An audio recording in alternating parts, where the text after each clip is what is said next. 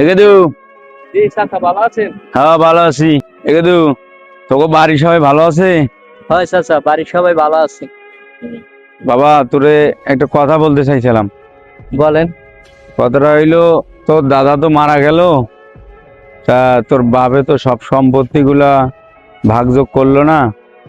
এখন তোর বাবার একটু বুঝাই বলিস যেন সম্পত্তি গুলো একটু ভাগযোগ করে দেয়। চাচা, আপনি তো এটা ভালো বুঝাই কইতে পারেন। দেখ বাবা, আমি তো বলতে পারি, কিন্তু তোর বাবা হচ্ছে গরম মানুষ, আমি বললে কখন আবার হুট করে রাগ হয়ে যায়।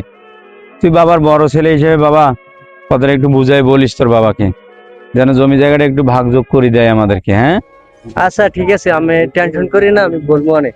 ঠিক আছে আব্বারে বাবা। বলবো বুঝাই। ঠিক আছে বাবা, যাও। ঠিক আছে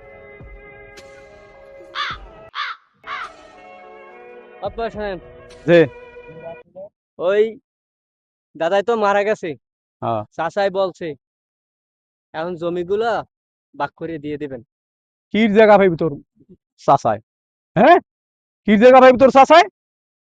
কেন কির জায়গা ভাগ জায়গা করে দেবে? পাইবে না? এ জায়গা পাইবে জায়গা না? সব আমারে, তোর দাদা আমারে সব লিখে দিয়ে গেছে। কেমন কথা কন?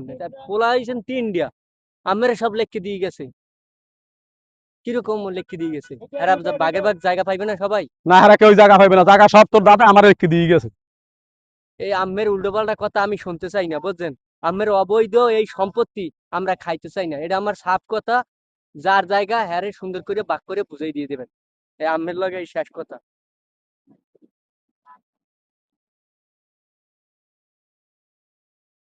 পোলাড়াই তো ভালো কথাই কইলে, আসলে বাপের জমি আমার এলহার ভোগ করা ঠিক হইবে না।